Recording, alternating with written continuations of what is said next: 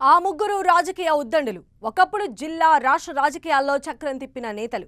అధికారంలో ఉన్నా ప్రతిపక్షంలో ఉన్నా తమ మార్కు పాలిటిక్స్తో సెంటర్ ఆఫ్ అట్రాక్షన్ గా ఉండేవారు. అధికారంలో ఉన్నప్పుడు ప్రతిపక్షంలో ఓ ఆట ఆడుకున్న ఆ ముగ్గురు నేతల రాజకీయం ఇప్పుడు పూర్తిగా తలకిందులైంది. అధికారంపై ఆశలన్నీ గల్లంతై శాశ్వత ప్రతిపక్షంగా మారింది ఆ నేతల తలరాత. అధికార పార్టీలో ఉంటూ జిల్లా రాజకీయాలను శాసించాల్సిన సమయంలో మళ్లీ ప్రతిపక్ష పాత్రకే పరిమితమవ్వాల్సి వచ్చింది. ఆ నేతల స్టోరీ విన్నవారంతా అయ్యో పాపం అంటున్నారట. ఇంతకీ ఎవరా నేతలు, ఏమిటా స్టోరీ?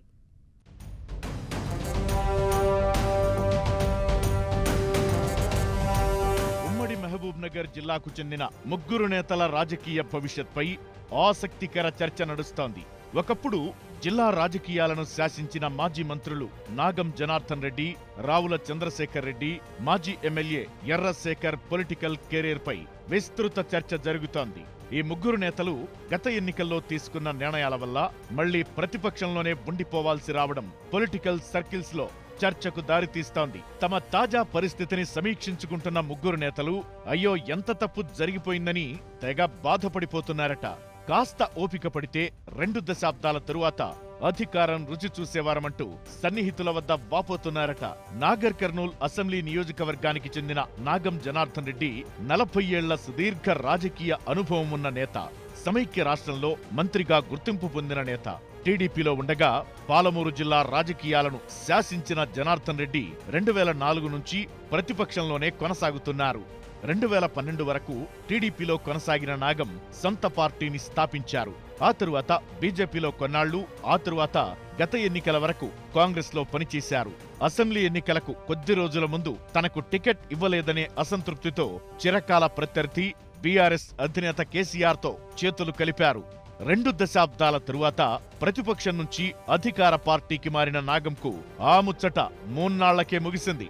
ఎన్నికల్లో బీఆర్ఎస్ ఓడిపోవడంతో మళ్లీ ప్రతిపక్షానికే పరిమితమైపోవాల్సి వచ్చింది. దీంతో నాగం జాతకం మరి మారే పరిస్థితి లేదా అంటూ ఆయన అనుచరులు బాధపడుతున్నారు. కాంగ్రెస్ లో ఉంటే తమ నేతకు సరైన పదవి వచ్చేదని, అనవసరంగా తొందరపడ్డారని ఫీల్ అవుతున్నారట నాగం అనుచరులు.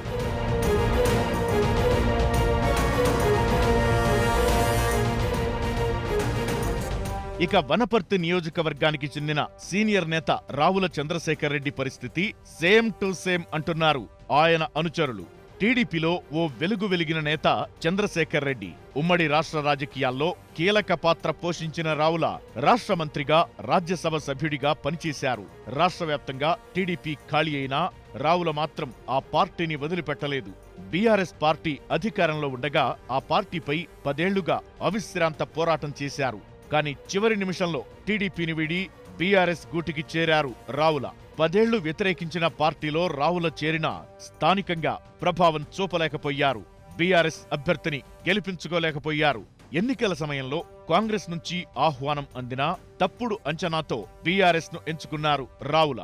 దీంతో తగిన మూల్యం చెల్లించుకున్నారని ఆయన అనుచరులు వాపోతున్నారు.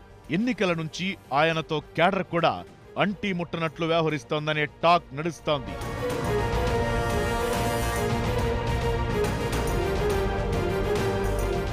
నాగం రావుల టైప్లోనే జిల్లాకు చెందిన మరో సీనియర్ నేత ఎర్రశేఖర్ పరిస్థితి అగమ్యగోచరంగా మారింది. అసెంబ్లీ ఎన్నికల ముందు వరకు కాంగ్రెస్ లోనే కొనసాగిన ఈ మాజీ ఎమ్మెల్యే చివరి నిమిషంలో బీఆర్ఎస్ లో చేరారు ఎర్రశేఖర్. ఈయన కూడా దాదాపు 20 ఏళ్లుగా ప్రతిపక్ష పాత్రనే పోషిస్తున్నారు. జడ్చర్ల నుంచి 3 సార్లు టీడీపీ ఎమ్మెల్యేగా గెలుపొందారు ఎర్రశేఖర్. 2018 అసెంబ్లీ ఎన్నికల్లో మహబూబ్ నగర్ నుంచి మహాకూటమి అభ్యర్థిగా పోటీ చేసి ఓటమి పాలయ్యారు. ఆ తరువాత టీడీపీ బలహీనపడిందనే ఆలోచనతో బీజేపీ గూటికి చేరారు. మహబూబ్ నగర్ బీజేపీ జిల్లా అధ్యక్షుడిగా పనిచేశారు. ఆ పార్టీలో ఇమడలేక కాంగ్రెస్ లో చేరారు. గత అసెంబ్లీ ఎన్నికల్లో మహబూబ్ నగర్ సెగ్మెంట్ నుంచి కాంగ్రెస్ టికెట్ ఆశించారు. టికెట్ దక్కలేదనే ఆలోచనతో బీఆర్ఎస్ గూటికి చేరిపోయారు. దీంతో ఎర్రశేఖర్ పొలిటికల్ కెరీర్ కు రెడ్ కార్డ్ పడిందంటున్నారు అభిమానులు.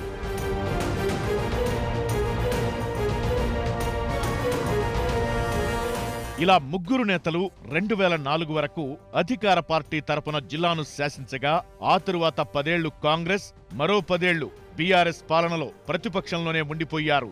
గత అసెంబ్లీ ఎన్నికల ముందు బీఆర్ఎస్ లో చేరి మరో 5 ఏళ్లు విపక్ష పాత్రలోనే సెటిల్ కావాల్సిన పరిస్థితి తెచ్చుకున్నారు.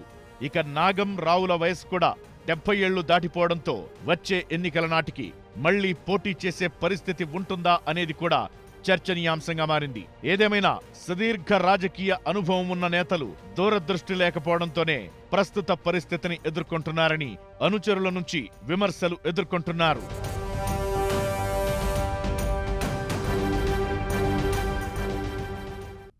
గెలవాల్సిన సీటును చేజార్చుకున్న కాంగ్రెస్ అతి విశ్వాసమే దెబ్బతీసిందా?